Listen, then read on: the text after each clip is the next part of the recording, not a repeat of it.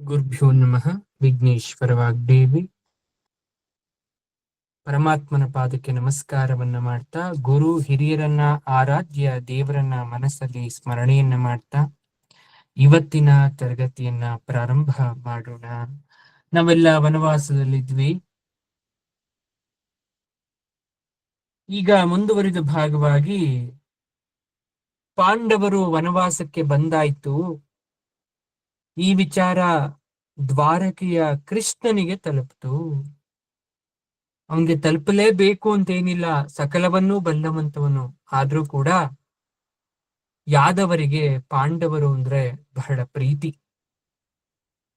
ಯಾದವರಿಗೆ ಈ ವಿಚಾರ ತಲುಪ್ತು, ಪಾಂಡವರು ವನವಾಸಕ್ಕೆ ಹೋದ್ರು ಅಂತಕ್ಕಂಥದ್ದು. ಏನಾಗ್ತಾ ಇದೆ ಮುಂದೆ ಅಂದ್ರೆ, ಕೃಷ್ಣನ ಪರ್ವ ಶುರುವಾಗುವಂತಹ ಸಮಯ. ಕೃಷ್ಣ ಕೃಪಾ ವೃಷ್ಟಿ ಯಾರ ಮೇಲೆ ಬೀಳುತ್ತೋ, ಕೃಷ್ಣನ ಅನುಗ್ರಹ ಯಾರ ಮೇಲೆ ಆಗತ್ತೋ, ಅವ್ರಿಗೆ ಎಷ್ಟೇ ಕಷ್ಟ ಇದ್ರೂ ಕೂಡ ಪರಮಾತ್ಮ ನೋಡ್ಕೊಂತಾನೆ. ಈ ಕಡೆ ಯುಧಿಷ್ಠಿರ ಅಂಬಲಿಸ್ತಾ ಇದ್ದಾನೆ, ಯಾವಾಗ ಪರಮಾತ್ಮ ಬರ್ತಾನೆ, ಅವನ ಪಾದದ ಮೇಲೆ ಬಿದ್ದು ನನ್ನ ದುಃಖವನ್ನೆಲ್ಲ ಕಳಿಬೇಕು ಅನ್ನೋ ಮನಸ್ಸು ಅವನದು. ಅಂತಹ ಕಾಲ ಬಂತು. ಕೃಷ್ಣ ಹಾಗೂ ಅವನ ಪರಿವಾರದೆಲ್ಲದವರು ಕೂಡ ಬಂದಿದ್ದಾರೆ ಪಾಂಡವರು ಇರುವ ಸ್ಥಳಕ್ಕೆ. ಬರ್ತಾ ಇದ್ದಾನೆ ಕೃಷ್ಣ ಅನ್ನೋ ಸುದ್ದಿ ತಿಳಿದು ಪಾಂಡವರೈವರೂ ಕೂಡ ಬಂದು ಎದುರು ನೋಡ್ತಾ ಇದ್ದಾರೆ. ದೌಮ್ಯ ಮಹರ್ಷಿಗಳು ಆಶ್ರಮದಾಚೆಗೆ ಪೂರ್ಣ ಕುಂಭ ಹಿಡಿದು ಆಶೀರ್ವಾದ ಮಂತ್ರಗಳನ್ನ ಉಚ್ಚರಿಸ್ತಾ ಕೃಷ್ಣ ಬರೋದನ್ನ ಕಾಯ್ತಾ ಇದ್ರೆ, ದ್ರೌಪದಿ ಬಿಕ್ಕಿ ಬಿಕ್ಕಿ ಅಳ್ತಾ ಕಣ್ಣೀರನ್ನು ಕೂಡ ಒರೆಸ್ಕೊಳ್ಳಿ ನಿಂತಿದ್ದಾಳೆ ಕೃಷ್ಣನನ್ನ ನೋಡ್ಬೇಕು ಅನ್ನೋ ಹಂಬಲದಿಂದ. ಸಮಸ್ತ ಯಾದವರು, ಭೋಜರು, ಅಂಧಕರು, ವೃಷ್ಣಿಗಳು, ಬಂಧು ಬಾಂಧವರೊಡನೆ ಬಲದೇವರು ಬರ್ತಾ ಇದ್ದಾರೆ. ಕೃಷ್ಣ, ಸಾತ್ಯಕಿ, ಅಕ್ರೂರ, ಕೃತವರ್ಮ, ಕೃಷ್ಣನ ಮಕ್ಕಳು ಎಲ್ರೂ ಬಂದಿದ್ದಾರೆ. ಇನ್ನೊಂದ್ ಕಡೆಯಿಂದ ಕೇಕಿಯ ರಾಜರು, ಶಿಶುಪಾಲನ ಪುತ್ರನಾದಂತಹ ದುಷ್ಟಕೇತು, ಪಾಂಡವರನ್ನ ಪ್ರೀತಿಸ್ತಕ್ಕಂಥ ಮಹಾವೀರರು, ಸೌರಾಷ್ಟ್ರದವರು, ಮಥುರಾ, ಅವಂತಿ ಪ್ರಾಂತದವರು ಎಲ್ಲರೂ ಕೂಡ ಬರ್ತಾ ಇದ್ದಾರೆ. ಯಾರನ್ನ? ಪಾಂಡವರನ್ನ ಕಾಣಲು. ಸಮಸ್ತ ಜಗತ್ತು ಪಾಂಡವರ ಬೆನ್ನಿಗಿತ್ತು. ಅದು ಅವತ್ತು ಕಾಣಿಸ್ತಾ ಇತ್ತು. ಪಾಂಡವರ ವನವಾಸ ಅಂದಿದ ತಕ್ಷಣ ಯಾರೆಲ್ಲ ಬಂದ್ರು ಅಂತಕ್ಕಂಥದ್ದು. ಸಮಸ್ತ ಪಾಂಡವರಿಗೆ ಜೈಕಾರ ಆಗ್ತಾ ಇದ್ದಾರೆ, ಕೃಷ್ಣ ಬಲದೇವರಿಗೆ ಜೈಕಾರ ಆಗ್ತಾ ಇದ್ದಾರೆ, ಧರ್ಮಕ್ಕೆ ಜೈಕಾರ ಆಗ್ತಾ ಇದ್ದಾರೆ. ಕೃಷ್ಣ ಬಲರಾಮರ ರಥ ಬಂದು ನಿಂತಿತು. ಅವರಿಬ್ಬರು ರಥದಿಂದ ಕೆಳಗೆ ಇಳಿತಾ ಇದ್ದಾರೆ. ಕುದುರೆಯನ್ನ ಏರಿ ಬಂದಿರತಕ್ಕಂತ ಎಲ್ಲ ವೀರರು ಕೂಡ ಇಳಿದು ಕುದುರೆಗಳನ್ನ ಮರಕ್ಕೆ ಕಟ್ಟಿ ಹಾಕಿ ಕೃಷ್ಣ ಬಲರಾಮರ ಹಿಂದೆ ಹೆಜ್ಜೆ ಹಾಕ್ತಾ ಬರ್ತಾ ಇದ್ದಾರೆ. ಏನಿದು ಯುಧಿಷ್ಠಿರ, ನಿಮಗೆ ಈ ಗತಿ ಬಂತ? ಎಷ್ಟು ಶ್ರಮಪಟ್ಟು ಚಾಕಚಕ್ಯತೆಯಿಂದ, ತಂತ್ರ ಸಹಾಯದಿಂದ, ಬಾಹುಬಲದ ದೆಸೆಯಿಂದ ಧರ್ಮ ಸಾಮ್ರಾಜ್ಯವನ್ನ ಕಟ್ಟಿದ್ರಿ, ಆದ್ರೆ ಇಷ್ಟು ಬೇಗ ಅಡವಿ ಪಾಲಾದ್ರ? ಬಹಳ ದುಃಖದ ಮಾತುಗಳನ್ನಾಡ್ತಾ ಕೃಷ್ಣ ಓಡೋಡಿ ಬರ್ತಾನೆ. ಯುಧಿಷ್ಠಿರನ ತೋಳನ್ನ ಬಾಚಿ ಅವನನ್ನ ಆಲಂಗಿಸ್ತಾನೆ. ಆ ಕ್ಷಣ ಯುಧಿಷ್ಠಿರನ ಮನಸ್ಸಲ್ಲಿ ದುಃಖ. ಕೃಷ್ಣ ಆಲಂಗಿಸಿದ ತಕ್ಷಣ ಕೇಶವ ಅಂತ ಹೇಳ್ತಾ ಅವನ ಭುಜದ ಮೇಲೆ ಕಣ್ಣೀರನ್ನ ಸುರಿಸ್ತಾನೆ. ಭೀಮನು ಗಟ್ಟಿಗಿತ್ತ, ಅವನಿಗೆ ಕಣ್ಣೀರು ಬರಲ್ಲ. ಆದ್ರೆ ಆ ಕ್ಷಣ ಭೀಮನ ಕಣ್ಣಲ್ಲೂ ಕೂಡ ನೀರ್ ಬಂದಿತ್ತು. ಅವನು ತಡ್ಕೊಂಡ. ನೆಲ ನೋಡ್ತಾನೆ. ಅರ್ಜುನ ನೆಟ್ಟ ದೃಷ್ಟಿಯಿಂದ ವಾಸುದೇವನನ್ನ ವೀಕ್ಷಿಸ್ತಾನೆ. ವಾಸುದೇವ ಇಂದು ಬಂದಪ್ಪ ಅಂತ. ಧೌಮ್ಯರು ಕಲಶವನ್ನ ತಂದು ಕೃಷ್ಣನ ಮುಂದೆ ಇಟ್ಟಾಗ ಕೃಷ್ಣ ಕಲಶವನ್ನ ಸ್ಪರ್ಶ ಮಾಡ್ತಾರೆ. ಕೇಶವ ಬ್ರಾಹ್ಮಣ ವೃಂದಕ್ಕೆ, ಋಷಿ ಮುನಿಗಳಿಗೆಲ್ಲ ನಮಸ್ಕಾರವನ್ನ ಮಾಡ್ತಾರೆ. ಕೃಷ್ಣ ಮಾತಾಡ್ತಾನೆ.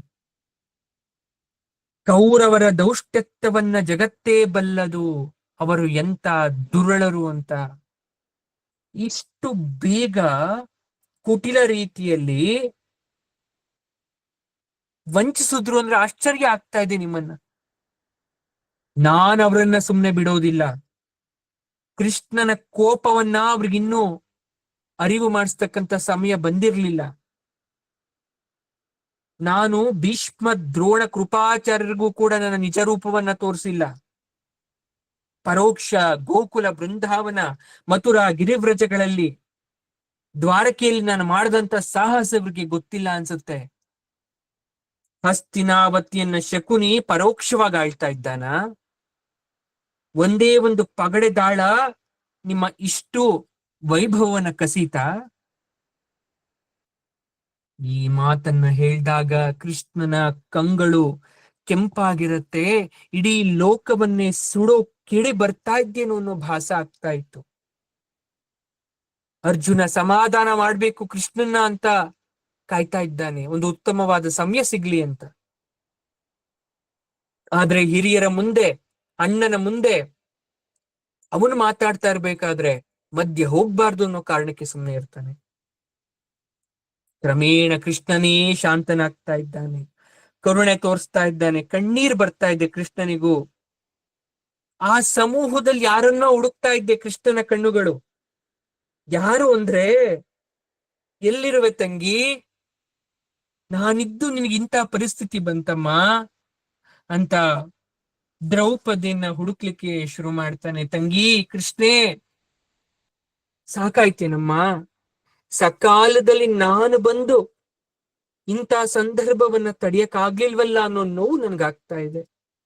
ಏನ್ ಹೇಳಿ, ಯಾಕಿದೆಲ್ಲ ಆಗ್ಬೇಕಿತ್ತು? ಹೋಗ್ಲಿ, ಒಂದು ಮಾತು ನಿಮ್ ಕಡೆ ನನಗೆ ಹೇಳಿ ಕಳಿಸ್ಬೋದಿತ್ತಲ್ಲ. ರಾಜಸೂಯ ಯಾಗ ಮಾಡ್ಬೇಕಾದ್ರೆ ನನ್ನ ನೆನಪು ಬರ್ಲಿಲ್ವಾ? ರಾಜಸೂಯದಲ್ಲಿ ಒಂದೇ ಒಂದು ಸಹಾಯ ಕೇಳ್ತಕ್ಕಂತ ಉತ್ಸುಕತೆ ಈ ಧರ್ಮಪುತ್ರನಿಗೆ ಬರ್ಲೇ ಇಲ್ವಾ? ಒಂದು ಮಾತು, ಒಂದೇ ಒಂದು, ಈ ಕೂಳರು ಜೂಜಿಗೆ ಕರೀತಾ ಇದ್ದಾರೆ ಅಂದ್ರೆ ಹೋಗಬೇಕು ಬೇಡವೋ ಅನ್ನೋ ಸಮಾಧಾನ ನಾನು ಹೇಳ್ತಾ ಇರ್ಲಿಲ್ವಾ? ಶ್ರೀಕೃಷ್ಣ ಪರಿತಾಪದಿಂದ ಬೇಯ್ತಾ ಕೇಳ್ತಾನೆ. ಆಗ ಯುಧಿಷ್ಠಿರ ಉತ್ತರವನ್ನ ಕೊಡ್ತಾ ಇದ್ದಾನೆ. ಕೃಷ್ಣ, ಜೂಜು ಪ್ರಮಾದಕರವಲ್ಲ. ನಿನ್ನ ಬಳಿ ಬರೋ ತನಕ ಅಥವಾ ನಿನ್ನ ಬಳಿ ಬರುವಂತ ಸಂದರ್ಭ ಅಲ್ಲಿ ಉದ್ಭವ ಆಗಲ್ಲ ಅಂತ ಅನ್ಕೊಂಡಿದ್ದೆ. ಆದ್ರೆ ಇಷ್ಟೊಂದೆಲ್ಲ ಅನರ್ಥ ಆಗುತ್ತೆ ಅಂತ ಕಲ್ಪನೆ ಕೂಡ ಇರ್ಲಿಲ್ಲ ನನಗೆ. ಇವರು ನಾನು ಬಾರ್ದೆಯೇ ಇದ್ರೆ ಜಗಳ ತೆಗಿತಾರೇನೋ ಅನ್ನೋ ಉದ್ದೇಶಕ್ಕೋಸ್ಕರ ಹೋದೆ. ಒಂದೆರಡು ಆಟ ಆಡಿದ್ರೆ ಆಯ್ತು ಅಂತ ಹೋದೆ.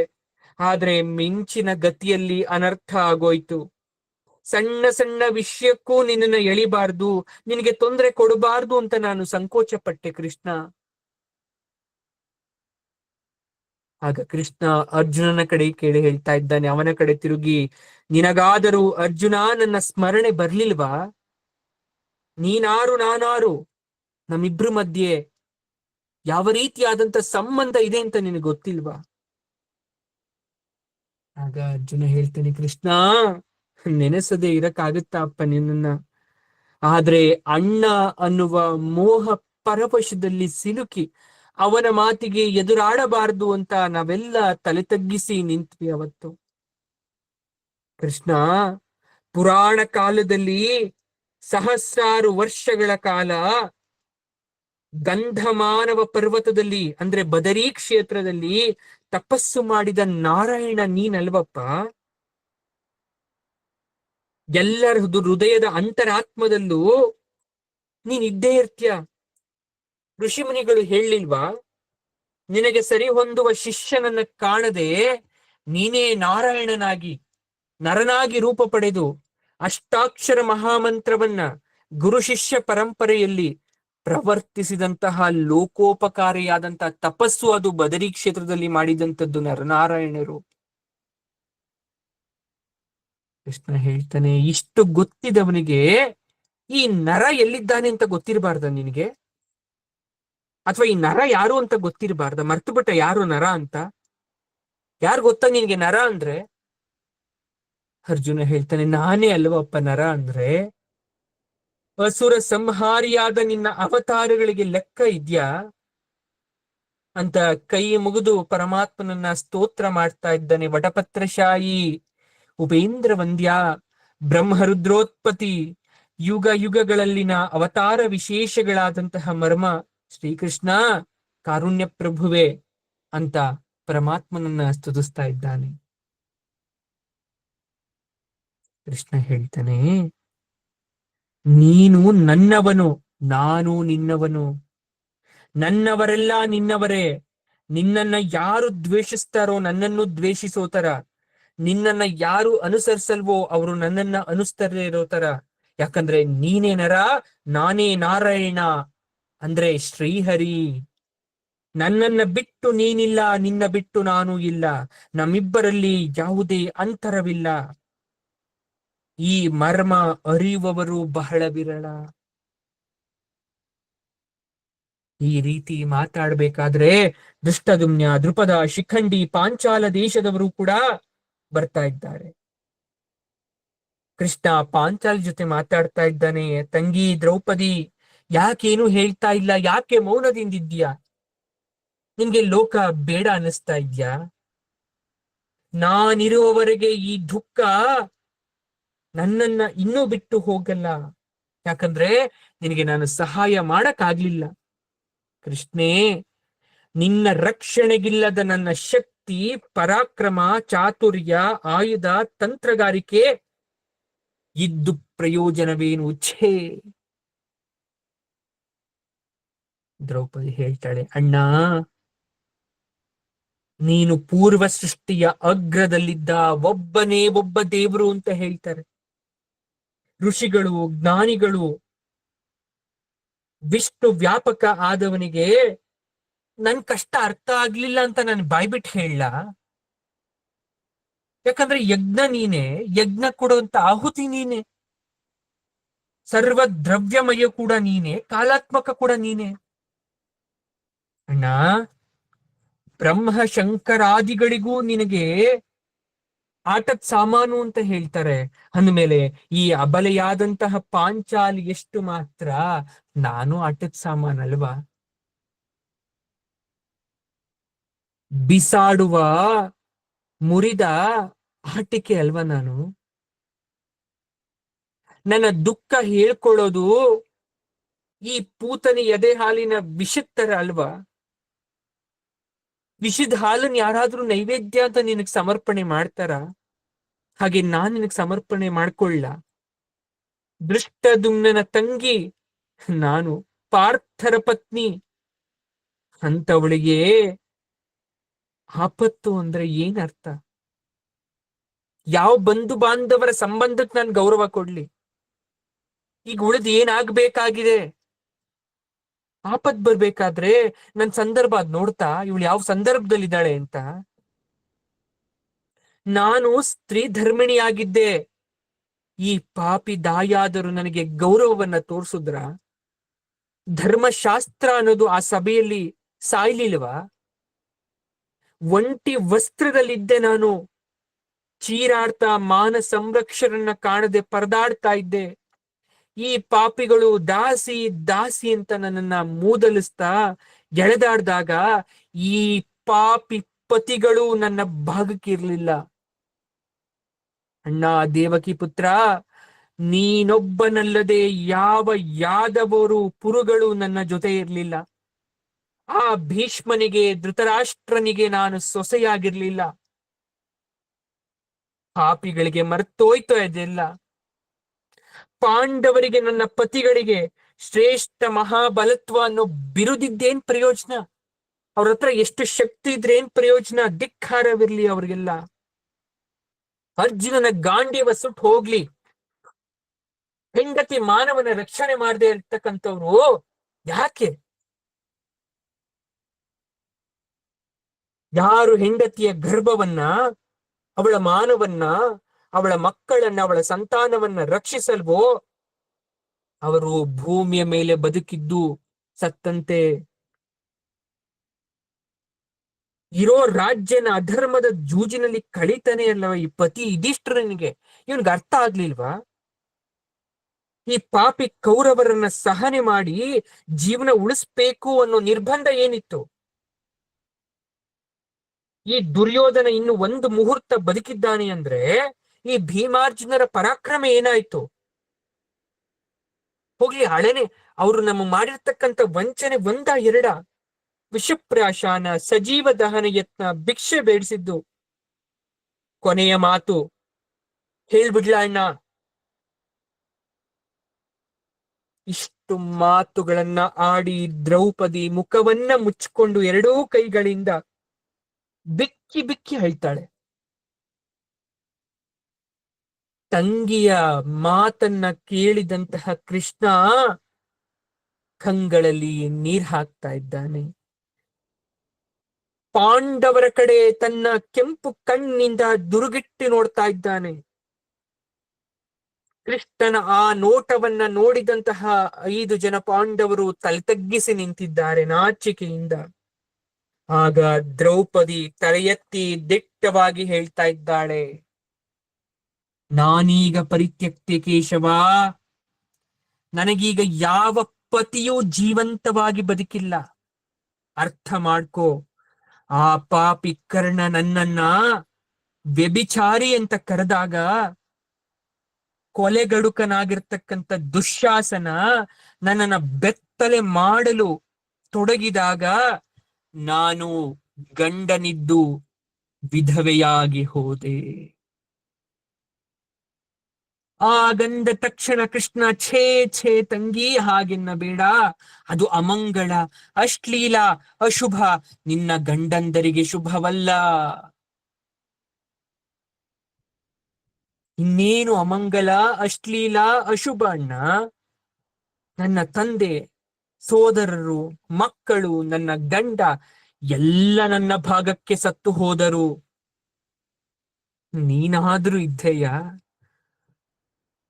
ನಾನಿರ್ಲಿಲ್ವೇ ತಂಗಿ? ನಾನು ಕರೆದ ಮೇಲಲ್ವಾ ಅಣ್ಣ ನೀನು ಬಂದಿದ್ದು? ನನ್ನ ಆರ್ತನಾದವನ್ನ ಕೇಳಿ ಅಲ್ವಾ ನೀನು ಬಂದಿದ್ದು? ನನ್ ಕರೀದೇ ಇದ್ದಿದ್ರೆ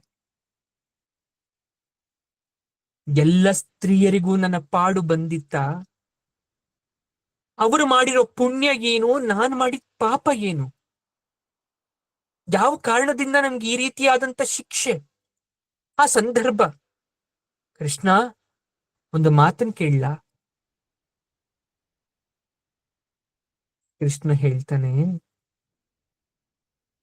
ನೀನು 4 ಕಾರಣಗಳಿಗಾಗಿ ನಾನು ನಿನ್ನನ್ನು ರಕ್ಷಿಸಬೇಕಾಗಿತ್ತು ಅನ್ನೋದು ಹೇಳಕ್ ಹೊರಟಿದ್ಯ ತಂಗಿ? ನೋಡ್ದ ಅಣ್ಣ, ನೀನು ಅಂತರ್ಯಾಮಿ, ನಿನಗೆಲ್ಲ ಗೊತ್ತಾಗುತ್ತೆ ಅನ್ನೋದಕ್ಕಿದ್ಕೆ ಸಾಕ್ಷಿ. ಮೊದಲನೆಯದಾಗಿ, ನಿನ್ನ ತಂದೆಯ ಸೋದರಿಯ ಸೊಸೆ ಎಂಬುದು ಸಂಬಂಧದ ಕಾರಣ. ಯಾವ ಕಾರಣಕ್ಕೋಸ್ಕರ ಕೃಷ್ಣ ದ್ರೌಪದಿನ ರಕ್ಷಣೆ ಮಾಡ್ಬೇಕಿತ್ತು? ಅವಳು ಅಬಲೆ ಅಂತನ, ಭಕ್ತೆ ಅಂತನ? ಯಾವ ಕಾರಣ? ದ್ರೌಪದಿ ಕೊಡ್ತಾಳೆ ಯಾವ ಕಾರಣಕ್ಕೋಸ್ಕರ ಗೊತ್ತಾ? ನನ್ನನ್ನು ರಕ್ಷಣೆ ಮಾಡ್ಬೇಕಾಗಿದ್ದು ಮೊದಲನೆಯ ಕಾರಣ, ತಂದೆಯ ಸೋದರಿ ಅಂದ್ರೆ ಯಾರು? ಕುಂತಿ, ಕುಂತಿಯ ಸೊಸೆ ಅಂತಕ್ಕಂಥ ಸಂಬಂಧದ ಕಾರಣ. ಎರಡನೇದು, ನನ್ನ ಅಸಾಮಾನ್ಯ ರೀತಿಯ ಜನನ. ಅವಳನ್ನ ಅಯೋನಿಜೆ, ಅಗ್ನಿ ಸಂಭವಿ ಅಂತ ಕರೀತಾರೆ. ಯಾಕಂದ್ರೆ ಅವಳು ತಾಯಿ ಗರ್ಭದಿಂದ ಹುಟ್ಟಿದವಳಲ್ಲ, ಅವಳು ಅಗ್ನಿಯಿಂದ ಹುಟ್ಟಿದವಳು, ಅಗ್ನಿಪುತ್ರಿ. ಮೂರನೆಯದು, ನಾನು ನಿನ್ನ ಭಕ್ತೆ, ಅನನ್ಯ ಸಖಿ, ನಿನ್ನ ಭಕ್ತರನ್ನ ಕೈ ಬಿಡುವುದಿಲ್ಲ ಎಂಬ ಪ್ರತಿಜ್ಞೆ ಮಾಡಿದವನು. ನಾಲ್ಕನೆಯದು, ನೀನು ಸರ್ವಶಕ್ತ. ಈ ಯಾವ ಕಾರಣವಿಲ್ಲದೆಯೂ ನಿಷ್ಕಾರಣ ಕರುಣ ಸ್ವಭಾವವುಳ್ಳವನು, ಇಷ್ಟಿದ್ದು ಕೈ ಬಿಟ್ಟೆ. ಕೃಷ್ಣ ಹೇಳ್ತಾನೆ, ತಂಗಿ, ಆ ಸಂದರ್ಭದಲ್ಲಿ ನಾನು ಹತ್ತಿರ ಇಲ್ಲದೆ ಇದ್ದಿದ್ದು ತಪ್ಪಾಯ್ತು, ಕ್ಷಮಿಸು. ನೀನು ಕರೆದ ತಕ್ಷಣ ನಾನು ಓಡೋಡಿ ಬಂದಲ್ಲಮ್ಮ. ನಾನು ಅರಸಿ ಅರಸಿ ಬಳಲಿದೆ ತಾಯಿ. ಈಗ ಕೇಳು, ಇದು ನನ್ನ ಅಪೂರ್ವ ಪ್ರತಿಜ್ಞೆ.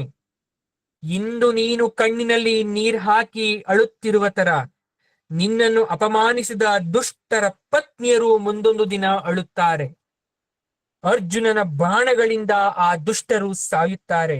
ನಿನ್ನ ಆಣೆ, ನನ್ನ ಆಣೆ. ಆಕಾಶವು ಕಳಚಿ ಬಿದ್ದರು, ಭೂಮಿಯು ಚೂರು ಚೂರಾಗಿ ಸಿಡಿದು ಹೋಳಾದರು, ಸಮುದ್ರ ಒಣಗಿ ಬರಿದರು, ನನ್ನ ಮಾತು ಎಂದೂ ಸುಳ್ಳಾಗುವುದಿಲ್ಲ, ಇದು ಶಪಥ, ಕೃಷ್ಣ ಪ್ರತಿಜ್ಞೆ. ಕೃಷ್ಣ ಪ್ರತಿಜ್ಞೆಯನ್ನ ಮಾಡ್ದ. ಆ ಕ್ಷಣ ಭೂಮಿ ಗುಡುಗಿತು, ಬರಸಿಡಿಲು ಬಡಿತು, ಒಂದು ಕ್ಷಣ ದಿಕ್ಕುಗಳು ಅಪ್ರಕಾಶಗೊಂಡು ಆಮೇಲೆ ಯಥಾಸ್ಥಿತಿಗೆ ಬಂತು. ಅದೇ ಸಂದರ್ಭದಲ್ಲಿ ಧೃತರಾಷ್ಟ್ರ ತನ್ನ ಅರಮನೆಯಲ್ಲಿ ಅಗ್ನಿಹೋತ್ರ ಮಾಡ್ತಾ ಇರ್ತಾನೆ. ಆ ಅಗ್ನಿಹೋತ್ರದ ಬೆಂಕಿ ಇದ್ದಕ್ಕಿದ್ದಂತೆ ಆರ್ಹೋಯ್ತು. ಅರಮನೆಯ ಸುತ್ತ ನಾಯಿಗಳು ಕರ್ಕಶವಾಗಿ ಕೂಗಲು ಪ್ರಾರಂಭಿಸ್ತು, ನರಿಗಳು ಅಳಕ್ಕೆ ಶುರು ಮಾಡ್ತು. ಪಂಚಪಾಂಡವರು ಕೃಷ್ಣನ ಪ್ರತಿಜ್ಞೆಯನ್ನ ಕಂಡು ಸ್ತಬ್ಧರಾಗಿ ಕೃಷ್ಣನನ್ನ ನೋಡ್ತಾ ಇದ್ದಾರೆ. ದೌಮ್ಯರು ಶಾಂತಿ ಶಾಂತಿ ಅಂತ ಶಾಂತಿ ಸೂಕ್ತವನ್ನ ಪಡಿಸ್ತಾ ಇದ್ದಾರೆ. ದೇವಲೋಕದಲ್ಲಿ ದೇವಗಣಗಳ ಜೊತೆ ಇರ್ತಕ್ಕಂಥ ಬೃಹಸ್ಪತಿ ಏನಾಯ್ತು ಏನಾಯ್ತು ಅಂತ ಭೂಲೋಕವನ್ನ ವೀಕ್ಷಿಸ್ತಾ ಇದ್ದಾನೆ. ಆಗ ದ್ರುಪದಾದಿಗಳು ಕೈ ಮುಗಿಯುತ್ತಾ ಕೃಷ್ಣನನ್ನ ಸ್ತುತಿಸ್ತಾ ಇದ್ದಾರೆ. ಹಸ್ತಿನಾವತಿಯಲ್ಲಿ ಭೂಮಿ ಬಿರಿದಿದೆ. ಜನರಕ್ಷಣೆಯ ಬೇಡುತ್ತಾ ಅರಸನ ಅರಮನೆಯ ಬಳಿಗೆ ಓಡ್ತಾ ಇದ್ದಾರೆ. ದುರ್ಯೋಧನ, ಕರ್ಣ, ಶಕುನಿ ಸೋದರರು ಧೃತರಾಷ್ಟ್ರ ನಿವಾಸಕ್ಕೆ ಓಡಿ ಬರ್ತಾ ಇದ್ದಾರೆ. ಈ ಅಚಾನಕ್ ಆದಂತಹ ಪ್ರಕೃತಿ ವಿಕೋಪಕ್ಕೆ ಕಾರಣ ಏನು ಅನ್ನೋ ವಿಚಾರಕ್ಕೋಸ್ಕರ ಎಲ್ಲ ಒಂದು ಕಡೆ ಸೇರ್ತಾ ಇದ್ದಾರೆ. ಕೃಷ್ಣನ ಪ್ರತಿಜ್ಞೆಗೆ ಊರಿಗೆ ಊರೇ ಅಲ್ಲೋಲ ಕಲ್ಲೋಲವಾಯಿತು. ಅಪ್ಪಾಜಿ, ಇದು ಯಾರ ಕೃತ್ಯ ಪ್ರಭಾವ? ಏನೇ ದೈವಿ ಉಪದ್ರವ? ಏನಿರಬೇಕು ಈ ಉತ್ಪಾತ ಕಾರಣ? ಆಗ ಭಟರು ಓಡಿ ಬಂದು ಹೇಳ್ತಾ ಇದ್ದಾರೆ, ಪ್ರಭು ಕೋಪಿಸಬಾರದು, ಸತ್ಯವೊಂದನ್ನ ಹೇಳಬೇಕಾಗಿದೆ ನಿಮ್ಮ ಮುಂದೆ ಅಂತ ದುರ್ಯೋಧನನ ಬಳಿಗೆ ಓಡಿ ಬರ್ತಾ ಇದ್ದಾರೆ. ಆಗ ದುರ್ಯೋಧನ ಹೇಳ್ತಾ ಇದ್ದಾನೆ, ಅಂತದ್ದೇನಾಯಿತು ಬಗಳು, ನಿಜ ಹೇಳಿದರೆ ಭಯವೇ. ದೊರೆ, ದಣಿಯೇ, ದ್ಯೂತ ಸಭಾಗೃಹ ಭೂಕಂಪದಿಂದ ಬಿದ್ದು ಹೋಯಿತು. ಕೃಷ್ಣ ಪ್ರತಿಜ್ಞೆ ಮಾಡಿದ ಕ್ಷಣ ಪಾಂಡವರು ಕೌರವರು ಆಡಿದಂತಹ ದ್ಯೂತದ ಮನೆ ಬಿದ್ದು ಹೋಗಿರುತ್ತೆ. ಆಗ ಕೋಪದಿಂದ ದುರ್ಯೋಧನ ಏನಂದೇ, ದ್ಯೂತ ಸಭಾಗೃಹ ಏಕೆ ಬೀಳಬೇಕು, ಗಟ್ಟಿಯಾಗಿತ್ತಲ್ಲ. ಅದು ಅಲ್ಲದೆ ಹೊಸದಾದ ಭವನ, ಹೋಗ್ಲಿ ಇಂದ್ರಪ್ರಸ್ಥದ ಸಭಾಮಂಟಪ ಹೇಗಿದೆ, ಅದು ಬೀಳಲಿಲ್ವೇ? ಆ ಕ್ಷಣದಲ್ಲಿ ವಿದುರ ಬಂದ. ಧೃತರಾಷ್ಟ್ರನ ಕುರಿತು ಹೇಳ್ತಾ ಇದ್ದಾನೆ, ಮಹಾರಾಜ, ನಿನ್ನ ಮಗನ ಅವಿವೇಕಕ್ಕೆ ಇನ್ನೂ ಬುದ್ಧಿ ಬಂದಿಲ್ಲ. ಸುಮ್ಮನಿದ್ದವನು ಸಾವನ್ನ ತಂದುಕೊಂಡಂತೆ. ನಿಮ್ಮ ದ್ಯೂತ ಮಂಟಪಕ್ಕೆ ನೈತಿಕ ತಳಹದಿ ಸರಿಯಾಗಿಲ್ಲ, ಅಡಿಪಾಯನೇ ಸರಿ ಇಲ್ಲ. ಯಾಕಂದ್ರೆ ಅದು ಮೋಸದಿಂದ, ಮಾಯೆಯಿಂದ, ವಂಚನೆಯಿಂದ ಕಟ್ಟಿದಂಥದ್ದು. ನೀವು ಮೋಸ, ವಂಚನೆ, ಮಾಯೆಯಿಂದ ಎಷ್ಟೇ ಧನ ಸಂಪಾದನೆಯನ್ನ ಮಾಡಿ ಭವನವನ್ನ ನಿರ್ಮಾಣ ಮಾಡಿದ್ರೂ ಅದು ಮುಂದೊಂದಿನ ಬಿದ್ದೋಗುತ್ತೆ. ಹಾಗೆಯೇ ಮುಂದೆ ನಿಮ್ಮ ಆಳ್ವಿಕೆ ಉಳ್ಳೋಗುತ್ತೆ, ನಿಮ್ಮ ವಂಶ ನಾಶವಾಗುತ್ತೆ ಅನ್ನೋ ಸೂಚನೆ, ಮುನ್ಸೂಚನೆ. ಅಡವಿಯಲ್ಲಿ ಪಾಂಡವರನ್ನು ಸಂತೈಸ್ತಿರ್ತಕ್ಕಂಥ ಶ್ರೀಕೃಷ್ಣ ಪ್ರಭು ನಿಮ್ಮ ವಂಶ ಸಹಿತ ನಾಶ ಮಾಡೋದಾಗಿ ಪ್ರತಿಜ್ಞೆ ಮಾಡಿದ್ದಾನೆ. ಅವನ ಕ್ರೋಧ ಸಾಮಾನ್ಯವಾದದ್ದಲ್ಲ. ಈಗಲೂ ಕಾಲ ಮಿಂಚಿಲ್ಲ. ಎಲ್ಲರೂ ಹೋಗಿ ಅವನ ಕಾಲ ಮೇಲೆ ಬಿದ್ದು ಕ್ಷಮೆಯಾಚಿಸಿ ಪಾಂಡವರಿಗೆ ನ್ಯಾಯ ಒದಗಿಸೋಣ. ಅದೊಂದೇ ದಾರಿ.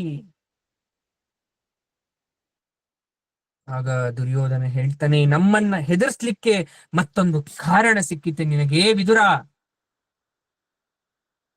ಶಕುನಿ ಹೇಳ್ತಾನೆ, ಬೆನ್ನ ಮೇಲೆ ಹೊಡೆದರೆ ಹಲ್ಲು ಉದುರುತ್ತದೆಯೇ? ಏನು ಪ್ರಧಾನಿಗಳೇ ಕನಸ? ಸದ್ಯಕ್ಕೆ ಶಾಂತಿಯ ಜಪದ ಮಂತ್ರದ ದಾನ ಧರ್ಮದ ಮಾತು ಬಿಟ್ಟು ಜ್ಯೋತಿಷ್ಯ ಯಾವಾಗ ಕಲಿತ್ರಿ ನೀವು?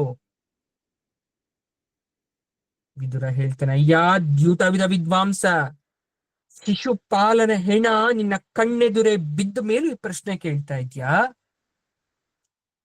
ಕನಸು ಕಂಡು ಅರ್ಥ ತಿಳಿಯದ ಮೂಢನ ರೀತಿ ಮಾತಾಡಿಸ್ತಾ ಇದ್ಯಾ?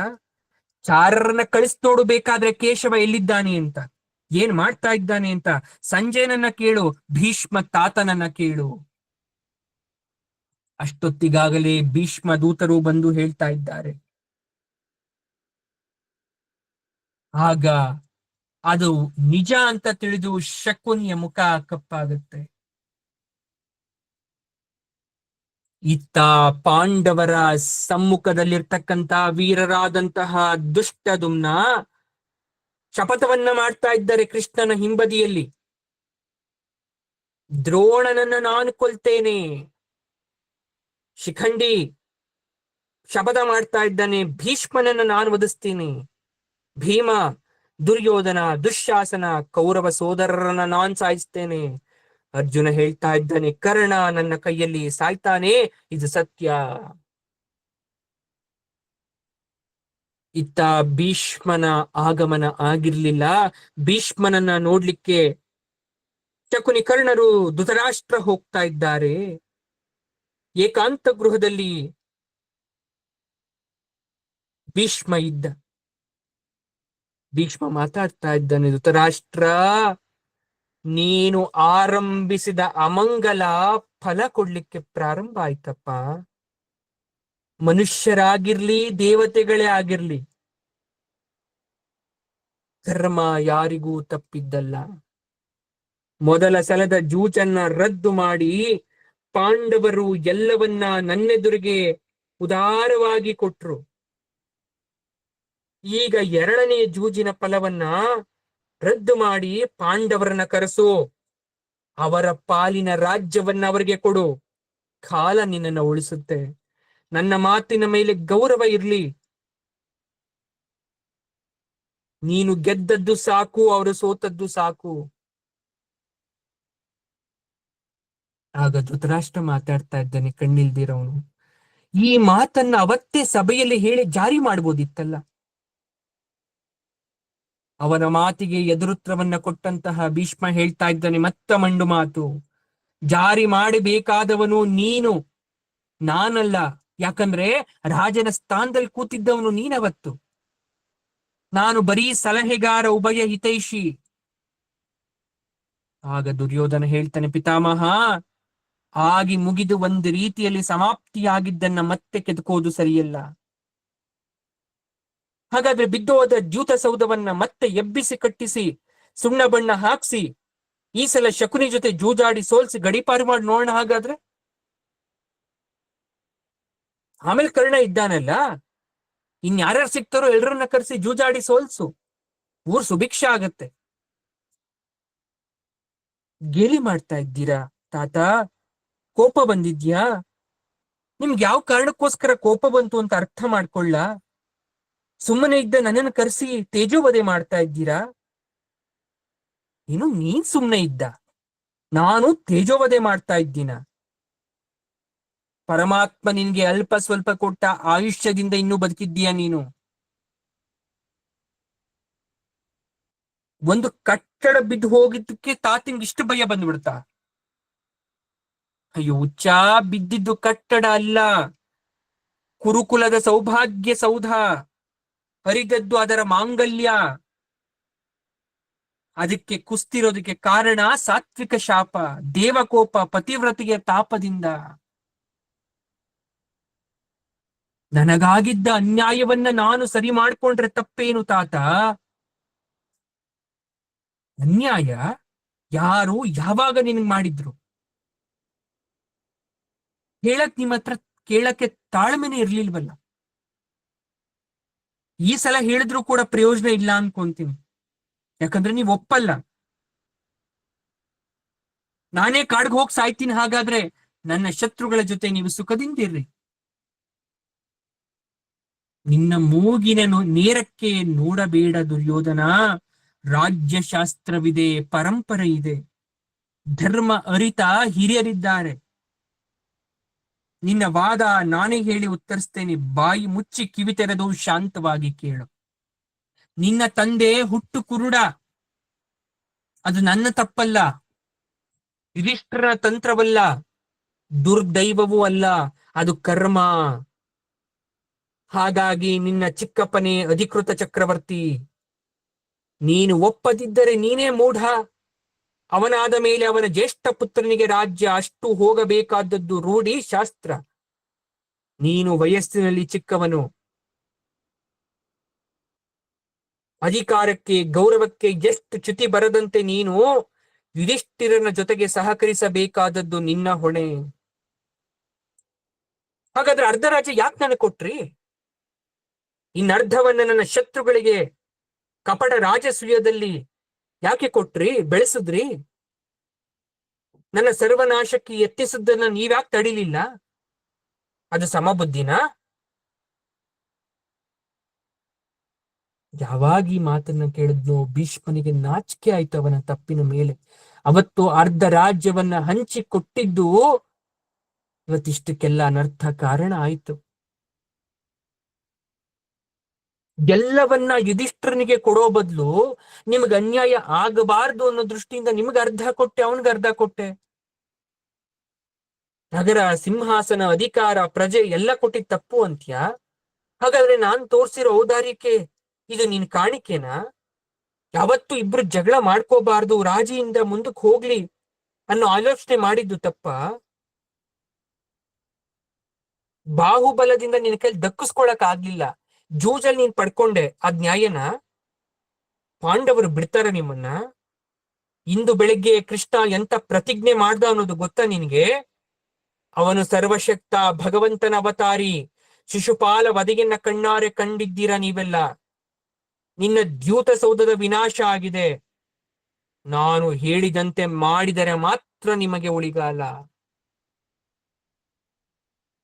ಆಗ ಧೃತರಾಷ್ಟ್ರ ಮಾತಾಡ್ತಾ ಇದ್ದಾನೆ, ಪ್ರಭು, ಹಸ್ತಾಕ್ಷರಕ್ಕೂ ಯೋಗ್ಯತೆ ಇಲ್ಲದ ಕುರುಡನನ್ನ ಯಾಕೆ ನಿಂದಿಸ್ತಾ ಇದ್ದೀರಾ? ಅಧಿಕಾರ ನಿಮ್ಮ ಕೈಲಿದೆ, ಆಜ್ಞೆ ಮಾಡಿ, ನಿಮ್ಮ ಮನಸ್ಸಿಗೆ ಬಂದಂತೆ ಮಾಡಿ. ಧೃತರಾಷ್ಟ್ರ, ಸಮಾಧಾನದ ಮಾತಲ್ಲ ಇದು, ಆಕ್ಷೇಪದ ದುಗುಡದ ಪ್ರತಿಭಟನೆಯ ಧೋರಣೆಯ ಬಿರುಸು ಮಾತಾಡ್ತಾ ಇದ್ಯಾ? ನಾನು ಕಾವ್ಯ ನಾಟಕ ಶಾಸ್ತ್ರ ಭೀಷ್ಮರೇ, ವೇದಾಂತ ಧರ್ಮ ಕಲಿತವನಲ್ಲ. ಏನ್ ಆಡ್ತಿದ್ದೀನೋ ಅದನ್ನ ಮನಸ್ಸಿಂದ ಹೇಳ್ತಾ ಇದ್ದೀನಿ. ಹೆಚ್ಚು ಹಿರಿಯರಿಗೆ ಹೇಳಕ್ಕೆ ನಾನು ಶಕ್ತನಲ್ಲ. ಅಪ್ಪಣೆಯಾದ್ರೆ ನಾನು ಹೋಗ್ತೀನಿ. ಈ ವಿಷಯದಲ್ಲಿ ಕೊನೆಯ ನಿರ್ಣಯ ನಿಮ್ಮದು. ಚೀಮಾರಿ ಹಾಕಿ ಕೊಲ್ಲೋದು ನ್ಯಾಯ ಅಲ್ಲ ಮತ್ತೆ ನನ್ನನ್ನ. ಧೃತರಾಷ್ಟ್ರ ಅಳ್ತಾನೆ, ಹೋಗ್ಬಿಡ್ತಾನ ಅವನು. ಆಗ ಭೀಷ್ಮರು ಹೇಳ್ತಾರೆ, ಇದು ನನ್ನ ಕೊನೆಯ ಮಾತು, ನಾನು ಇಚ್ಛಾಮರಣಿ. ಇದು ನನ್ನ ತಂದೆ ನನಗಿತ್ತವರ, ಆದ್ರೆ ಅದು ನನಗೆ ಶಾಪವಾಗಿ ಪರಿಣಮಿಸ್ತಕ್ಕಂಥ ಸಮಯ ಬರ್ತಾ ಇದೆಯೇನೋ. ನಿನ್ನ ಮೂಲಕ ವಿಧಿ ನಿನ್ನ ಪುತ್ರರನ್ನೆಲ್ಲ ಭೀಮ ಕೊಲ್ಲುವುದು ನಿಜ. ಕರ್ಣ, ಶಕುನಿ ಯಾರು ಬದುಕಿರಲ್ಲ. ಅದನ್ನ ನೋಡಿ ಸಂಕಟ ಪಡವನು ನಾನು, ಯಾಕಂದ್ರೆ ನನಗಿನ್ನೂ ಸಾವು ಬಂದಿರಲ್ವಲ್ಲ. ಅಯ್ಯೋ, ಹೋಗ್ತಾ ಇದ್ಯಾ, ಹೋಗು. ನೀನೇ ಕಣ್ಣಿಲ್ಲದ ಅದೃಷ್ಟವಂತ. ನಿನ್ನದು ವರ, ನನ್ನದು ಶಾಪ. ಇದೇ ದುರ್ವಿಧಿ. ಈ ಕಡೆ ಯುಧಿಷ್ಠಿರ ಹೇಳ್ತಾ ಇದ್ದಾನೆ, ಕೃಷ್ಣ, ಹಸ್ತಿನಾವತಿಯಲ್ಲಿ ಜೂಜು ನಡಿಬೇಕಾದ್ರೆ ನೀನ್ ಎಲ್ಲಿದ್ದಪ್ಪ? ದ್ರೌಪದಿಯನ್ನು ಎಲ್ಲೆಲ್ಲಿ ಹುಡುಕ್ತೆ? ಏನ್ ನಿನ್ ಮಾತಿನ ಅರ್ಥ? ಆಗ ಕೃಷ್ಣ ಹೇಳ್ತಾನೆ, ನಿನ್ನ ಹೆಂಡತಿ ಸಹಾಯಕ್ಕಾಗಿ ನನ್ನನ್ನು ಕರೆದಾಗ ಏನಂತ ಕರೆದ್ಲು? ಅಲ್ಲೇ ಇದ್ದೆ, ಅವಳು ಯಾವ್ಯಾವ ಪದದಿಂದ ನನ್ನ ಕರೆದ್ಲು ಅಂತ ಗೊತ್ತಿಲ್ವಾ? ತಂಗಿ, ನೀನು ದ್ವಾರಕಾವಾಸಿ ಎಂದೆ ನನ್ನನ್ನ. ದ್ವಾರಕಾವಾಸಿ ಅಂದ್ರೆ ದ್ವಾರಕೆಯಿಂದ ಕರೀತಾ ಇದ್ದಾಳೇನೋ ಅಂತ ನಾನು ದ್ವಾರಕೆಗೆ ಹೋದೆ ಮೊದ್ಲು. ಅಲ್ಲೆಲ್ಲ ಹುಡುಕಾಡ್ದೆ, ನೀನು ಕಾಣಿಸ್ಲಿಲ್ಲ. ಗೋಪಿ ಜನಪ್ರಿಯ ಅಂತ ಕರ್ದೆ, ಹಾಗಾದ್ರೆ ಗೋಕುಲದಲ್ಲಿ ಇರ್ಬೋದು ಅಂತ ನಾನು ಗೋಕುಲಕ್ಕೆ ಹೋಗಿ ನಿನ್ನ ಹುಡುಕ್ತೆ, ಅಲ್ಲೂ ನೀನಿರ್ಲಿಲ್ಲ. ಆಮೇಲೆ ಗೋವಿಂದ ಅಂತ ಕರ್ದೆ, ದನಗಳ ಮಧ್ಯದಲ್ಲಿ ಎಲ್ಲಾದ್ರೂ ಇದ್ಯಾ ಅಂತ ಹುಡುಕ್ಲಿಕ್ಕೆ ಬೃಂದಾವನಕ್ಕೆ ಹೋದೆ, ಅಲ್ಲೂ ಕಾಣಿಸ್ಲಿಲ್ಲ. ಕೇಶವ ಅಂತ ಕರ್ದೆ. ಬ್ರಹ್ಮ ರುದ್ರ ಲೋಕದಲ್ಲಿ ಇದ್ದೀಯೋನೋ ಅಂತ ಅಲ್ಗ್ ಹೋದೆ, ಅಲ್ಲೂ ನೀನಿರ್ಲಿಲ್ಲ. ಆಮೇಲೆ ವಿಶ್ವಾತ್ಮನ್ ಅಂದೆ.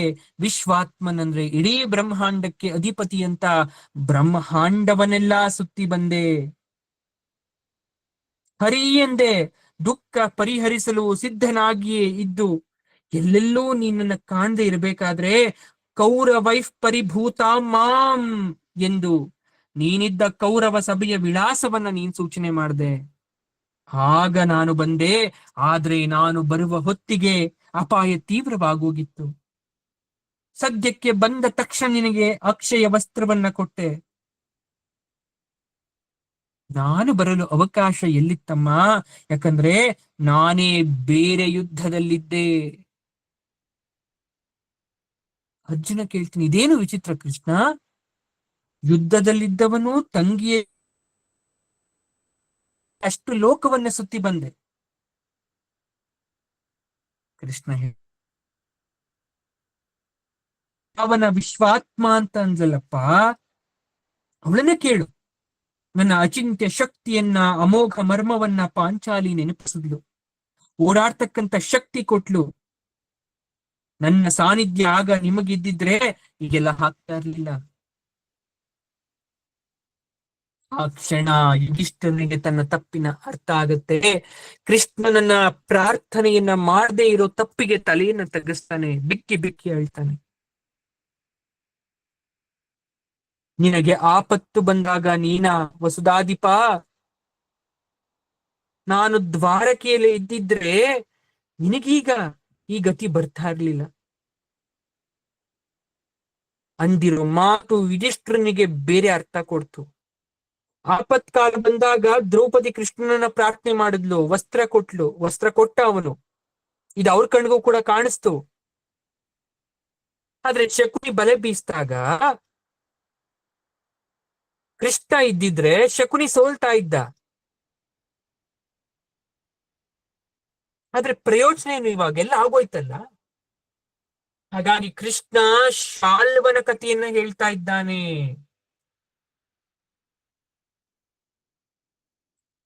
ಇಲ್ಲೊಂದು ಒಳ ಅರ್ಥವನ್ನ ಅರ್ಥ ಮಾಡ್ಕೋಬೇಕು ನೋಡಿ. ಅಸಾನ್ನಿಧ್ಯ ಅಂತ ಪರಮಾತ್ಮ ಅಂದ್ರೆ ಹತ್ತಿರ ಇಲ್ದಿರೋನು ಅಂತ. ಸಾನ್ನಿಧ್ಯ, ಇವರ ಸಾನ್ನಿಧ್ಯದಲ್ಲಿ ಅಂದ್ರೆ ಅವ್ರ ಹತ್ರ ಇದ್ದಾರೆ.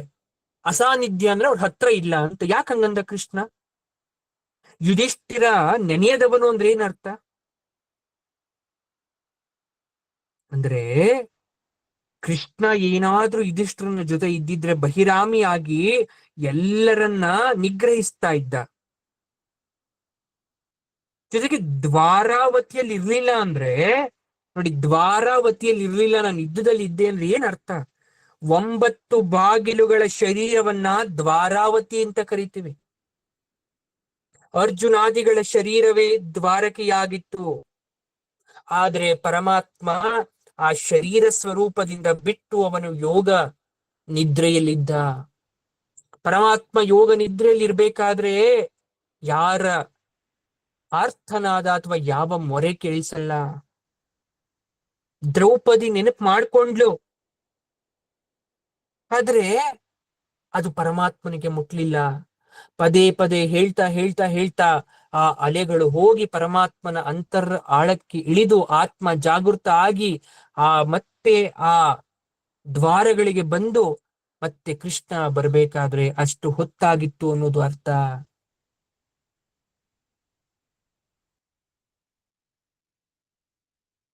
ಶಿಶುಪಾಲ ಧರ್ಮಜನ ರಾಜಸೂಯದಲ್ಲಿ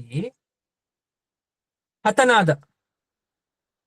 ಯಾರು? ಶೋಚನೀಯವಾಗಿ ಹತ ಆದ ಶಿಶುಪಾಲ ಕೃಷ್ಣನಿಂದ. ಶಾಲ್ವ ಯಾರು? ಶಿಶುಪಾಲನ ತಮ್ಮ. ಸೇರ್ ತೀರ್ಸ್ಕೋಬೇಕು ಅಂತ ದ್ವಾರಕೆ ಮೇಲೆ ಯುದ್ಧಕ್ಕೆ ಹೋಗ್ಬಿಟ್ಟಿರ್ತಾನೆ. ಅದೇ ಸಮಯದಲ್ಲಿ ಕೃಷ್ಣಾದಿಗಳೆಲ್ಲ ಇತ್ತ ಇಂದ್ರಪ್ರಸ್ಥದಲ್ಲಿ ಸೇರಿದ್ದು ನಗರ ರಕ್ಷಣೆಗೆ, ಯಾರಿಗೂ ತೊಂದರೆ ಆಗಬಾರ್ದು ಅಂತ ನಗರ ರಕ್ಷಣೆಗೆ ಇರ್ತಾರೆ. ಆದ್ರೆ ಬಂದ್ರು, ಊರು ಕೋಟೆ ಉದ್ಯಾನ ಎಲ್ಲವನ್ನ ಸುಟ್ಟಾಕ್ಬಿಟ್ಟ. ಯಾರು? ಶಾಲ್ವ. ಎಲ್ಲಿ ಕೃಷ್ಣ ಅಂತ ಅಬ್ಬರಿಸ್ತಾ. ಅವನತ್ರ ಒಂದು ಮಾಯಾ ರಥ ಇರುತ್ತೆ. ಅದು ಆಕಾಶದಲ್ಲಿ ಹಾರಾಡ್ತಿರ್ಬೋದು, ಭೂಮಿ ಮೇಲೆ ನಡೀತಿರುತ್ತೆ, ಯಾವಾಗ ಬೇಕೋ ಅವಾಗ ಅದೃಶ್ಯ ಆಗುತ್ತೆ. ಅವನ ಹತ್ರ ಮಾಯಾ ಅಸ್ತ್ರ ಶಸ್ತ್ರ ಇರುತ್ತೆ, ಅದನ್ನ ಮಾಯ ನಿರ್ಮಿಸಿ ಕೊಟ್ಟಿರ್ತಾನೆ. ಕೃಷ್ಣ ಪುತ್ರನಾಗಿರ್ತಕ್ಕಂಥ ಸಾಂಬ ಕ್ಷೇಮ ವೃದ್ಧಿಗಳು ಅವನ ಮೇಲೆ ಯುದ್ಧ ಮಾಡಕ್ಕಾದ್ರೆ ಸೋತು ಹೋಗ್ತಾರೆ. ಚಾರುದೇಶನ ಶ್ರೀಕೃಷ್ಣನ ಪುತ್ರ ಶಾಲ್ವನ ಕಡೆಯ ವಿವಿಂಧ ಅಂತಕ್ಕಂಥವನ ಕೊಲ್ತಾನೆ. ಆಗ ಪ್ರದ್ಯುಮ್ನ ಸೇನೆಯನ್ನ ಮತ್ತೆ ಧೈರ್ಯ ತುಂಬಿಸಿ ಯುದ್ಧಕ್ಕೆ ಅಣಿಯಾಗ್ತಾನೆ. ತುಂಬಾ ಯುದ್ಧ ಮಾಡಿ ಮಾಡಿ ಪ್ರದ್ಯುಮ್ನ ಮೂರ್ಛೆ ಹೋದ. ಅವನನ್ನ ರಕ್ಷಣೆಗೋಸ್ಕರ ಕರ್ಕೊಂಡೋಗಿ ಎಲ್ಲೋ ಹಡಗು ಪ್ರದೇಶದಲ್ಲಿ ಇಡ್ತಾರೆ. ಆದ್ರೆ ಎಚ್ಚರ ಆದ್ಮೇಲೆ ಪ್ರದ್ಯುಮ್ನ ಸಾರಥಿಯನ್ನ ಬೈದು ಮತ್ತೆ ಯುದ್ಧಕ್ಕೆ ಹೋಗ್ತಾನೆ. ಶಾಲ್ವ ಸೋಲ್ಬೇಕು ಅನ್ನೋ ಹೊತ್ತಿಗೆ ಈ ಕಡೆ ಇಂದ್ರಪ್ರಸ್ಥದಲ್ಲಿ ಇರ್ತಕ್ಕಂಥ ಕೃಷ್ಣ ಹೋಗ್ತಾನೆ. ಕೃಷ್ಣ ಬಂದ ಅಂತ ಗೊತ್ತಾಗಿದ ತಕ್ಷಣ ಮಾಯಾಯುದ್ಧವನ್ನ ಪ್ರಾರಂಭ ಮಾಡ್ತಾನೆ ಶಾಲ್ವ. ಕೃಷ್ಣನಿಗೆ ಮೋಹ ಆಗೋಯ್ತು, ಮೂರ್ಛೆ ಆಗೋಯ್ತು. ಕೃಷ್ಣನಿಗೆ ಮೋಹ ಮೂರ್ಛೆ ಆಗೋ ತರ ಅವನು ಮಾಯಾಯುದ್ಧವನ್ನ ಆಡ್ತಾ ಇದ್ದ, ಪ್ರಯೋಗ ಮಾಡ್ದ. ಕಡೆಗೆ ಕೃಷ್ಣ ವಿಧಿ ಇಲ್ಲದೆ ಸುದರ್ಶನ ಚಕ್ರವನ್ನ ಬಿಟ್ಟು ವಿಮಾನವನ್ನ ಸುಟ್ಟು ಹಾಕ್ತಾನೆ. ವಿಮಾನದಿಂದ ಕೆಳಗಡೆ ಉರುಳಿದಂತ ಶಾಲ್ವ ವೀರಾವೇಶದಿಂದ ಹೋರಾಡಿ ಕೊನೆಗೆ ಪ್ರಾಣವನ್ನ ಬಿಡ್ತಾನೆ. ಕೃಷ್ಣ ಯೋಗ ನಿದ್ರೆಯಲ್ಲಿದ್ದ, ಯುದ್ಧ ಮಾಡ್ತಾ ಇದ್ದ. ಈ ಕಡೆ ಯುಧಿಷ್ಠಿರ ಜೂಜಾಡಿ ಅಷ್ಟೊತ್ತಿಗಾಗಲೇ ಮುಗಿಸ್ಬಿಟ್ಟಿದ್ದ. ಅರಣ್ಯವನ್ನೂ ಕೂಡ ಸೇರಿಬಿಟ್ಟಿದ್ದ. ಈ ಪರಿಸ್ಥಿತಿಯಲ್ಲಿ ಕೃಷ್ಣ ತನ್ನ ನಿಸ್ಸಹಾಯಕತೆಯನ್ನ ನಿಂದಿಸ್ಕೊಳ್ತಾನೆ. ನೀರು ಹರಿದು ಹೋದ ಮೇಲೆ ಕಟ್ಟೆ ಹಾಕಿ ಏನ್ ಪ್ರಯೋಜನ? ಪಾಂಡವರು ನಿಟ್ಟಿಸಿರಿಟ್ಟು ಏನು ಹೇಳದೆ ತೋರದೆ ನೆಲ ನೋಡ್ತಾ ಕೃಷ್ಣನ ಮಾತನ್ನ ಕೇಳ್ತಾ ನಿಂತುಕೊಂಡಿರ್ತಾರೆ. ಪಾಪ ಅವನ ಸ್ಥಿತಿಯನ್ನ ನೆನೆದು ಎಲ್ಲರೂ ಸಮಾಧಾನರಾಗ್ತಾರೆ. ದ್ರೌಪದಿ ಸೂರ್ಯ ಕೊಟ್ಟಂತಹ ಪಾತ್ರೆಯಿಂದ ಅಡುಗೆಯನ್ನ ತಯಾರಿಸಿ ಬಂದಂತ ಅತಿಥಿಗಳಿಗೆ, ಆಶ್ರಿತರಿಗೆ ಸಮೃದ್ಧವಾಗಿ ಬಡಿಸ್ತಾಳೆ. ಕೃಷ್ಣನಿಗೂ ಕೂಡ ನನ್ನನ್ನ ಮರೆಯದಿದ್ದರೆ ಈ ಸೂರ್ಯ ಬಾಂಧ, ಸೂರ್ಯ ಭಿಕ್ಷೆ, ದಿವ್ಯಾನ್ನ ನಿಮಗೆ ಸಿಗುತ್ತಿತ್ತೇ ಅಂತ ಕೃಷ್ಣ ಭೀಮನನ್ನ ರೇಗಿಸ್ತಾನೆ. ಅಂದ್ರೆ ಇದು ನಿಮಗೆ ಪ್ರಾಪ್ತಿ ಆಗಬೇಕು ಅಂದ್ರೆ ಕೂಡ ನನ್ನ ಕೃಪೆ ಇರ್ಬೇಕಲ್ವಾ? ಆಗ ಭೀಮನಿಗೆ ಅರ್ಥ ಆಗುತ್ತೆ. ಭೀಮ ಹೇಳ್ತಾನೆ, ನನಗೆ ಬೇಕಾದದ್ದು ಬೇರೆ ಅಡುಗೆ. ಈ ಅಣ್ಣ ಅದಕ್ಕೆ ಕಲ್ಲು ಹಾಕಿದ್ದಾನೆ. ಪ್ರತಿಜ್ಞೆ ಮುಗಿದ ಮೇಲೆ ಯುದ್ಧದಲ್ಲಿ ಮಾತ್ರ ನನಗೊಬ್ಬನಿಗೆ ಸಿಗುವ ಆ ಊಟದ ರುಚಿಯ ಮುಂದೆ ಈ ಸಪ್ಪೆ ಅಡುಗೆ ಎಂತಹದು?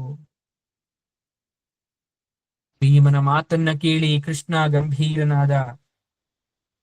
ಯುಧಿಷ್ಠಿರನಿಗೆ ಹೇಳ್ತಾ ಇದ್ದಾನೆ, ಹಗಲೆಲ್ಲ ತಮ್ಮಂದಿರನ್ನ ಹಳೆಯಬೇಡ, ಅವರ ಮಾತಿಗೂ ಗೌರವ ಕೊಡು ಅಂತ ಕೃಷ್ಣ ಎಚ್ಚರಿಸ್ತಾ ಇದ್ದಾನೆ ಯುಧಿಷ್ಠಿರನನ್ನ. ಎಲ್ಲರ ಯೋಗಕ್ಷೇಮವನ್ನ ವಿಚಾರಿಸಿ ಕೇಶವ ಊರಿಗೆ ಹೊರಳಿಕ್ಕೆ ಸಿದ್ಧನಾಗ್ತಾನೆ. ಹೋಗೋ ಮೊದಲು ಪಾಂಡವರನ್ನ ಆಲಂಗಿಸಿ ಹೋಗ್ತಾ ಇದ್ದಾನೆ. ಕೃಷ್ಣ ಹೋಗ್ತಾ ಇರ್ಬೇಕಾದ್ರೆ ಮತ್ತೆ ದ್ರೌಪದಿ ಅಳುತ್ತಾ ಬಂದು ಬಾಗಿಲ ಹಿಂದೆ ನಿಂತಿರ್ತಾಳೆ, ಹೊಸ್ತಿಲ ಹಿಂದೆ. ಕೃಷ್ಣ ಅವಳಿಗೆ ಸನ್ನೆಯಲ್ಲಿ ಅಭಯವನ್ನ ಕೊಡ್ತಾ, ನಾನಿದ್ದೇನೆ, ಚಿಂತಿಸಬೇಡ ಅನ್ನೋ ಮಾತನ್ನ ಹೇಳ್ತಾ ಅವನು ದ್ವಾರಕೆಗೆ ಹೊರಟು ಹೋಗ್ತಾನೆ. ಅಂದ್ರೆ ನಾವ್ ಎಂತಹದೇ ಪರಿಸ್ಥಿತಿಲಿದ್ರೂ ಕೂಡ ಪರಮಾತ್ಮನ ಅಭಯ ಕೃಪಾ ದೃಷ್ಟಿ ನಮ್ಮ ಮೇಲೆ ಇದೆ ಅಂದಾಗ, ಕಷ್ಟದಲ್ಲೂ ಎಲ್ಲೋ ಒಂದು ಕಡೆ ಅವನಿದಾನೆ ಅಂದಾಗ ನಾವೇ ನಿಜವಾದ ಭಾಗ್ಯವಂತರು. ನೋಡಿ, ಕಷ್ಟ ಬಂದ ಅವನು ಭಗವಂತ ಎಲ್ಲ ಕಷ್ಟ ತೀರಿಸ್ಬಿಟ್ನ, ಎಲ್ಲ ಸರಿ ಮಾಡ್ಬಿಟ್ನ? ಇಲ್ಲ, ನಾನು ಇದೀನಿ ಅಂತ ಅಭಯ ಕೊಟ್ಟ. ಅವರು ಅನುಭವಿಸ್ತಕ್ಕಂಥ ಕಷ್ಟವನ್ನ ಅನುಭವಿಸ್ತಾ ಇದ್ದಾರೆ, ಅನುಭವಿಸ್ತೀರಿದ್ರು. ಹಾಗಾದ್ರೆ ನಮ್ ಪ್ರಕಾರ ಏನು? ನಮ್ ಪ್ರಕಾರ ಭಗವಂತ ಬರ್ತಾನೆ ಅಂದ್ರೆ ಎಲ್ಲಾ ಕಷ್ಟ ತೀರ್ಸ್ಬಿಡ್ಬೇಕು. ಅವನು ಕಷ್ಟವನ್ನ ತೀರಿಸೋ ಬದಲಿಗೆ ಅದನ್ನ ಯಾವ ರೀತಿ ಕರಗಿಸ್ಬೇಕು ಅನ್ನೋ ದಾರಿ ತೋರಿಸ್ತಾನೆ. ಅವನು ನಿಜವಾದ ಪರಮಾತ್ಮ. ಯಾಕಂದ್ರೆ ವಿಧಿ ಕರ್ಮ ಅನ್ನೋದನ್ನ ನಾವು ಅನುಭವಿಸ್ಲೇಬೇಕು. ಅವನು ಏನ್ ಬೇಕಾದ್ರೂ ಮಾಡ್ಬೋದಿತ್ತು, ಆದ್ರೆ ಅವನು ವಿಧಿಯ ನಡೆಗೆ ವಿರುದ್ಧವಾಗಿ ನಡೆಯೋದಿಲ್ಲ. ಯಾಕಂದ್ರೆ ಒಬ್ಬರ ಜೀವನದಲ್ಲಿ ಬರೆದಂತ ವಿಧಿಯಾಟವನ್ನ ಬದಲಾಯಿಸಿದ್ಮೇಲೆ ಲೋಕದಲ್ಲಿರ್ತಕ್ಕಂಥ ಮತ್ತೊಬ್ರಿಗೆ ಅನ್ಯಾಯ ಮಾಡ್ದಂಗಾಗತ್ತೆ. ನಮ್ಗೆ ಎಷ್ಟೇ ಕಷ್ಟ ಇದ್ಯಾ ನಮ್ ಜೀವನದಲ್ಲಿ, ಅಥವಾ ಯಾವುದೇ ರೀತಿಯಾದಂತಹ ದುಃಖ ದುಮ್ಮಾನಗಳಿದ್ಯಾ, ಪರಮಾತ್ಮ ನೀ ನನ್ನ ಜೊತೆಲಿ ಇದ್ಯಾ. ಯಾವತ್ತೋ ಮುಂದೊಂದ್ ದಿವ್ಸ ಇದೆಲ್ಲ ಸರಿ ಹೋಗುತ್ತೆ ಅನ್ಬೇಕೇ ಹೊರತು ಈ ಕ್ಷಣದಲ್ಲಿ ಇದನ್ನೆಲ್ಲ ಮಾಯ ಮಾಡ್ಬಿಡು ಅಂತ ಹೇಳಕ್ ಆಗಲ್ಲ. ಅರ್ಥ ಆಗ್ತಾ ಇದ್ಯಾ? ಯಾವ ರೀತಿ ಪಾಂಡವರ ಕಷ್ಟದಲ್ಲಿ ಹೋಗಿ ಅಭಯವನ್ನ ಕೊಟ್ಟು ಬರ್ತಾನೆ ಹೊರತು ಎಲ್ಲವನ್ನ ಸರಿ ಮಾಡಲ್ಲ. ಅವರು ಕೂಡ 14 ವರ್ಷಗಳ ಕಾಲ, 12, 13, 14 ವರ್ಷಗಳ ಕಾಲ ಕಷ್ಟವನ್ನ ಅನುಭವಿಸೇ ತೀರಿದ್ರು. ಅಂದಮೇಲೆ ನಮ್ಮ ಬದುಕಲ್ಲೂ ಕೂಡ 1 ವರ್ಷ ಅಥವಾ 1 ತಿಂಗಳು, 1 ವಾರ, 1 ದಿವಸ ಅಥವಾ ಬದುಕಿನ ಕೊನೆ ಕ್ಷಣ ತನಕ ಕಷ್ಟ ಅನ್ನೋದು ಇದೆ ಅಂದ್ರೆ ಪರಮಾತ್ಮ ಜೊತೆಗಿದ್ದಾನೆ. ಎಷ್ಟೇ ಕಷ್ಟ ಬಂದ್ರೂ ಮುನ್ನಡೆಸ್ಕೊಂಡು ಹೋಗ್ತಾ ಇದ್ದಾನೆ. ಯಾವತ್ತೂ ಕೈ ಬಿಟ್ಟಿಲ್ಲ ಅನ್ನೋ ನಂಬಿಕೆಯಲ್ಲಿ ನಾವು ಬದುಕಬೇಕಾಗತ್ತೆ. ಇದು ಕೃಷ್ಣನ ಒಳಾರ್ಥ ಸತ್ಯ. ಅದಕ್ಕೆ ನಾವು ಏನಂತ ಕರಿತೀವಿ ಆತನನ್ನ? ಪರಮಾತ್ಮ. ಹಾಗಾಗಿ ಅವನಿಗೆ ಹೇಳೋಣ ಸರ್ವಂ ಶ್ರೀ ಕೃಷ್ಣಾರ್ಪಣಮಸ್ತು ಅಂತ.